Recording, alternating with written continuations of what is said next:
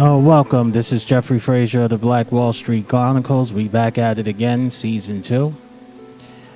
Before we get started, I want to give a shout out to Breaking Bread Studios for allowing me to do my podcast in a studio. And again, thank you for Flow Empire Network for giving me that opportunity.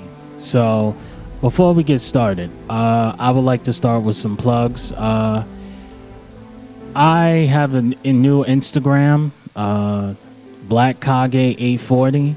If you go to Black Kage 840 and you go to my bios, basically has my Twitter, it has my Facebook page, and it has my Twitch account. Yes, I'm also a gamer as a hobby.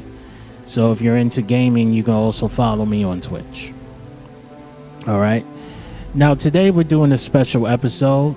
Black Wall Street Chronicles, we support black businesses. And today I want to talk about sexual harassment in the workplace. And the reason why I want to talk about sexual harassment in the workplace, because if you see what's going on in the media, there's a lot of men and there's a lot of women being destroyed because they're not doing the right thing. So I think it's time for me to tell you guys what is the laws and about sexual harassment and what we can do to basically prevent it. And I will talk about various stories. I will give examples of various stories within the media where sexual harassment it happens, and we'll basically talk about that. So I'm gonna go through my notes, and I'm gonna tell you the 2 types of sexual harassment. Give me one moment.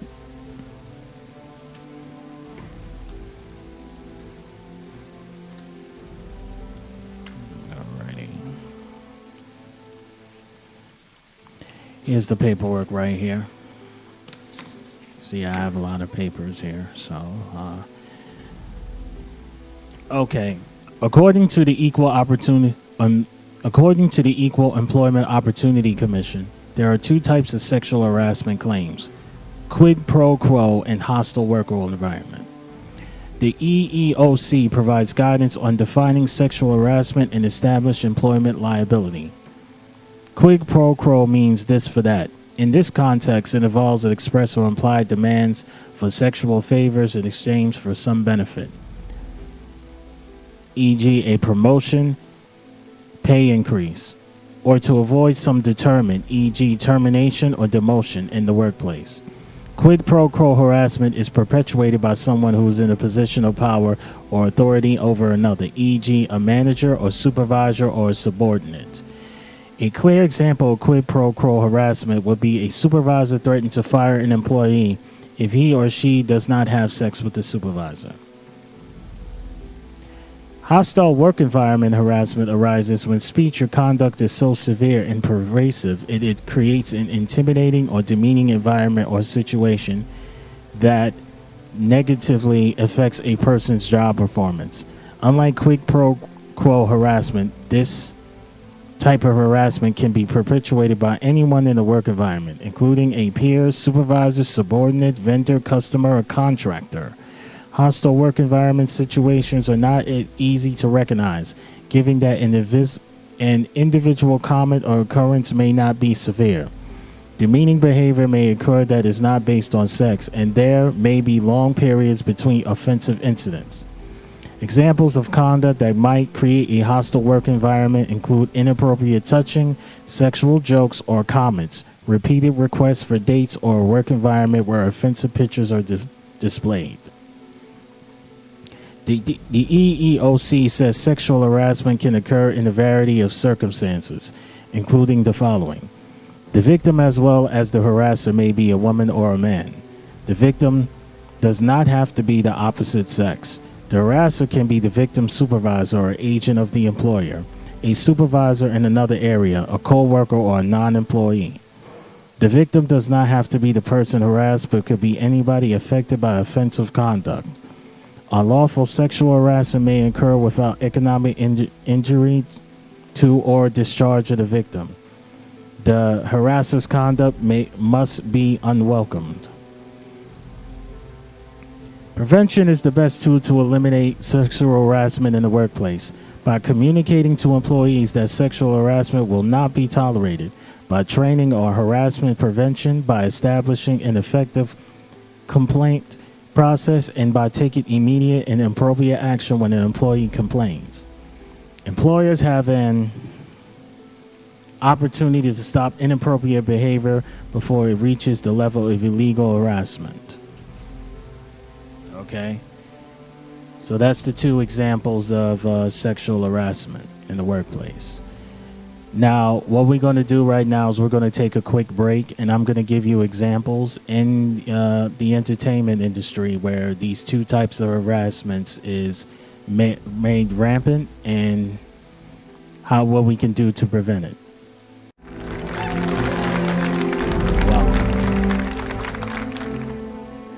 Welcome back. This is Jeffrey Frazier from Black Wall Street Chronicles.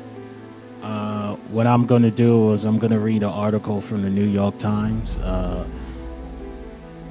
by two women who won the Pulitzer Prize for breaking the Harvey Weinstein story.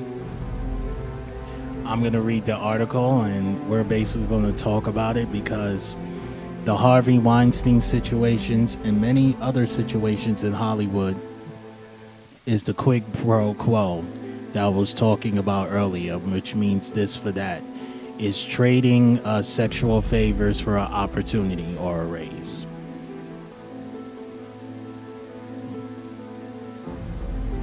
All right, so which explains the reluctance I felt sitting down to read, she said, the breaking sexual harassment story that helped ignite a movement, wherein the New York Times reporter Jodi Kantor and Megan Towie visited at book length their investigative reporting on Weinstein, promising a substantial amount of new information.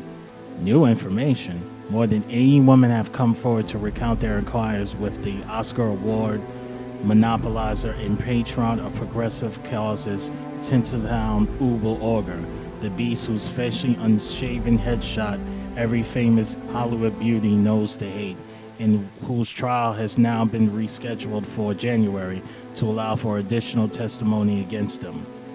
What new gruesome details do we need? But, she said, isn't retailing extra helpings of a warmed over simplicity. The author's new information is less about the main and more about the surround sound complicity machine of board members and lawyers, human resource officers and PR flacks, tabloid publishers and entertainment reporters who kept him rampaging with impunity years after his behavior had become an open secret. Kantor and Towie instinctively understand the dangers of the Harvey as monster storyline and the importance of refocusing our attention on structures of power. When they at last confront Weinstein in the Time conference room and later on speakerphone, his mouth that roared, the great and powerful Oz turned puny humbug, swerving from incoherent rants to self-pitying whimpers, I'm already dead, to the sarcastic claims of just being one of them. If I wasn't making movies, I would have been a journalist. He's loathsome and self-serving, but his psychology is not the story we want to tell. The drama they chronicle instead is more complex and subtle.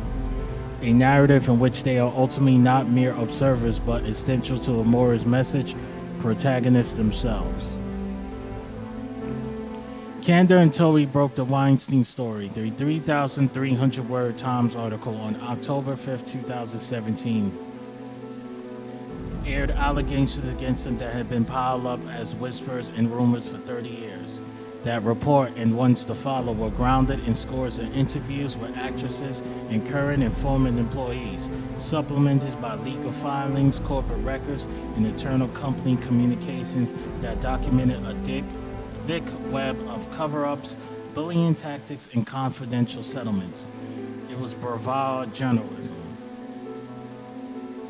We watched it with astonishment as the damn wall broke. Kantor and Towie write of the response to that first article. A day after it was published, so many women phoned the Times to report allegations of sexual harassment and assault against Weinstein that paper had to assign additional reporters to handle the calls. On October 10th, another round of women, including marquee names like Gwyneth Paltrow, Angelina Jolie and Rosanna Arquette went to public a second article in the Times.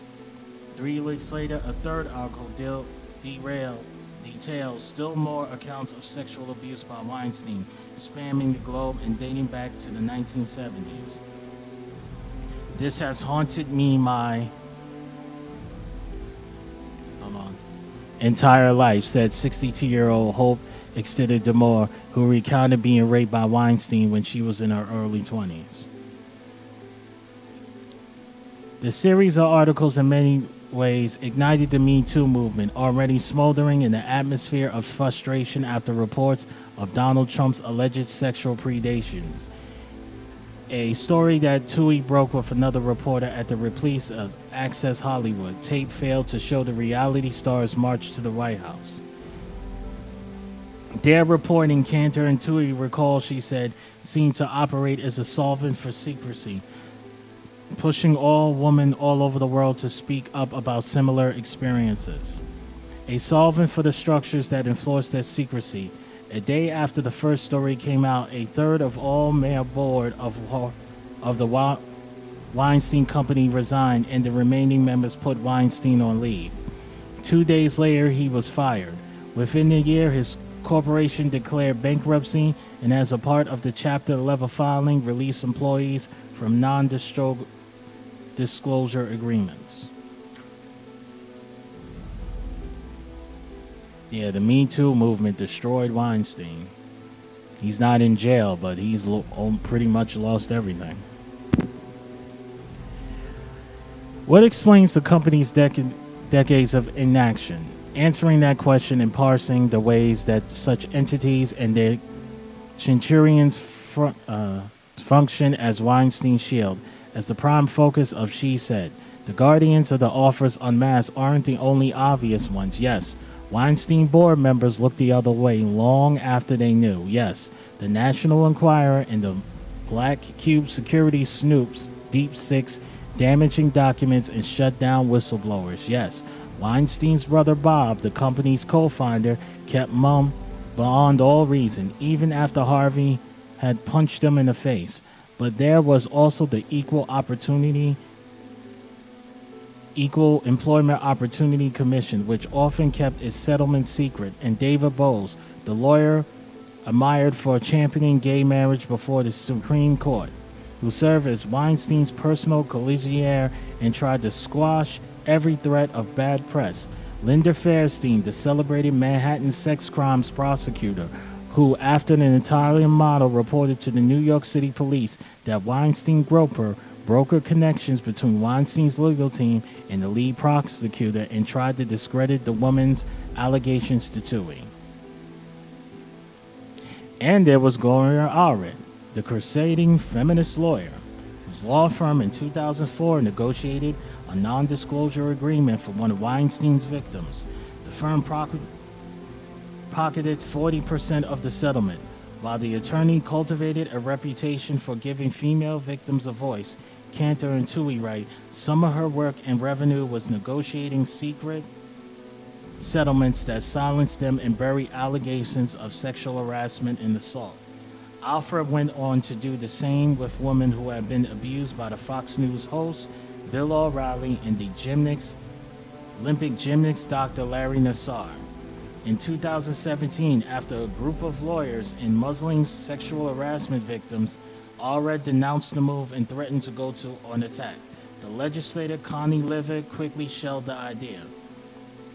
A year later, Levy introduced such a bill into law. Maybe the most appealing figure in the constellation of collaborators and enablers is Lisa Bloom, Allred's daughter, a lawyer likewise known from her winning sexual harassment settlements with her rights to sexual harassment settlements with non-disclosure agreements. Bloom was retained by Weinstein, who had also bought the movie rights to her book. In a jaw-dropping memo to Weinstein, Bloom itemized her game plan: initiate countertops online complaints, place articles in the press, paint one of his accusers as a pathological liar, start a Weinstein Foundation on gender quality and hire a reputation management company to suppress negative articles on Google. Oh, in this gym, you and I come out publicly in a preemptive interview where you talk about evolving on women's issues, prompted by the death of your mother. Trump pussy grab tape, it may be nasty, unfounded, hurtful rumors about you. You should be the hero of the story, not the villain. This is very doable. She said contains a second story. Wait, oh, sorry. She contains a second story of what's doable against great odds and how two reporters with no connections in Hollywood and with almost no one willing to go on the record were able to penetrate this mantra and expose what lay behind it to public scrutiny. This is the book's deeper level. The story of getting a story. Signal in the chance of chapters like The First Phone Call and Who Else is on the Record. Cantor and Tui have crafted their news dispatches into a seamless and suspenseful account of reportorial journey, a gripping blow-by-blow on how they manage, working in baked spaces between the words, to corroborate allegations that have been chased and abandoned by multiple journalists before them.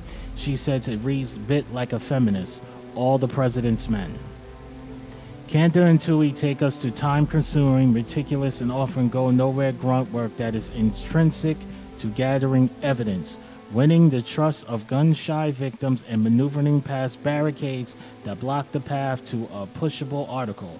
Along the way, we witness how much institutional support such a protracted effort requires. Cantor and Tui make a point throughout the book, stressing their reliance on a multi-layer editorial team. For rigorous young research assistants like Grace Ashford, who comes through government employment data and tracks down a key former assistant from the late 1980s at Miramax, Weinstein's film production company, to seasoned elder heads like Times investigative editor Rebecca Corbett, 60-something skeptical, scrupulous, and allergic to flashiness or exaggeration.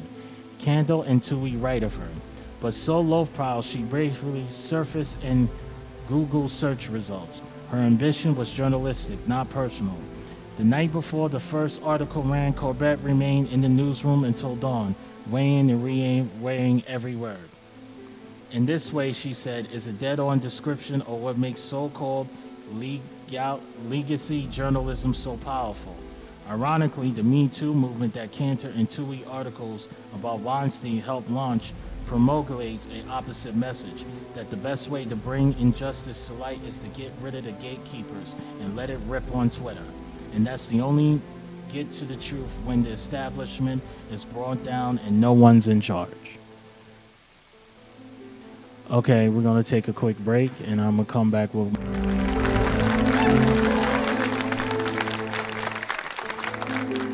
Yeah, what's going on, guys? This is Jeffrey Frazier, and this is Black Wall Street Chronicles, and we're back at it again. There's actually more to the article, but all I want you to do is I want you to read these two women's book. The book is called She Said, and it's by Jordan Cantor and Megan Towie, and they're winners of the Pulitzer Prize. And if you want to read this book, you just go to Barnes & Nobles or you go to Amazon.com and you can purchase it, and it's actually a good read.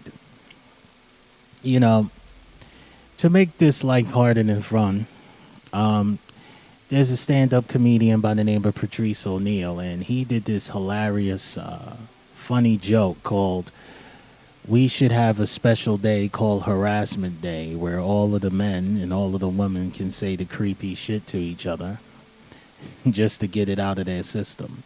It's actually very hilarious, but there may be something to that. That's so obscene. My thing is this, there's a lot of men and a lot of women out here that's really getting in trouble. When I was reading this article, I noticed that you talked about Gloria Allred and Lisa Bloom. Gloria Allred and Lisa Bloom was so interested in putting the great Bill Cosby in jail. And it's so many accusations, I can't even defend Bill Cosby. I believe he did it. My thing is this is I still feel that he's been convicted in kangaroo court because you have Lisa Bloom and you have Gloria Allred. They're so steadfast of putting Bill Cosby in jail, yet they on this article has been exposed by these two women, Jodi Cantor and Megan Towie, that they are protecting Harvey Weinstein. And they're not only protecting Harvey Weinstein, it says here they're protecting the Olympic guy that harassed a woman. It's just a whole bunch of things, man, that they protecting. And I don't know, like Lisa Bloom right now is a lawyer for Montoya Sabag, and Montoya Sabag is the porn star that is suing Kevin Hart for $60 million because of that sex tape. So on one hand, you have Lisa Bloom, you know, she's defending this woman who allegedly is being harassed and took advantage of these black men, but she's defending the white men. I don't. That is a racial hypocrisy. And the hashtag Me Too movement was started, and it was head by Tamika Mallory and Tawana Burke. And the reason why they wanted Tamika Mallory and Tawana Burke because they actually was the ones. Tawana Burke was the ones that actually started the hashtag, and they said the only way that we're going to do this movement if a black woman is going to run it, which is true. Now you have Alyssa Masano. She started her Time's Up movement and Oprah Winfrey, and they what they tried to do is they tried to tie Tamika Mallory and Tawana Burke to Minister Farrakhan and to say that Minister Farrakhan is anti-Semitic to basically take away their power. You see, and it's something going on in Hollywood where there's a lot of stuff and they're basically trying to protect it, and they trying to use black men as an scapegoat, and they trying to discredit black people who is actually trying to lead the hashtag Me Too movement. And I don't know, it's very suspect, and these people in the positions of power doesn't even understand that it is destroying Hollywood. Like, you know, eh, they're losing credibility. Like everybody on the internet now thinks that all of these women, that's winning these awards are casting couch. They are, they are quid pro pro. They're trading sex for movie roles, and that's not good. The woman is actually being taken advantage of. And it's also happening in stand-up comedy. You have Louis C.K. He got caught pulling out his penis in front of a woman. Now he's back to doing stand-up comedy. He's not even apologizing for what he did. My thing is this. I believe that man should go to jail. That's what I believe. He should go to jail for a couple of months. But the problem is that these women, the ones that it accused of Louis C.K., they're not. They seem to be protecting him too. You're allowing this man to still go to the comedy clubs in New York City and Boston or whatever, and this man possibly belongs in jail. It's real. It's real funny to me because it's like these guys actually deserve to go to jail, but you don't want them to go to jail. You basically want them to basically submit to you. It's like the white woman in Hollywood don't want these men to actually go to jail and face the American justice system. They actually want to replace them to be the people that's in the positions of power. And I feel they're doing that wrong. That's what I feel. It's actually very scary because the Kevin Hart situation, that just makes me break out in hives. It makes me itch to think that, my friend sets me up in this sex tape. And while I'm struggling with a spinal cord injury, all of a sudden this woman while I have the injury, wants to sue me for $60 million. Like, why they're so interested in Kevin Hart and they're protecting all of these people in Hollywood. It's weird. It's very weird to me.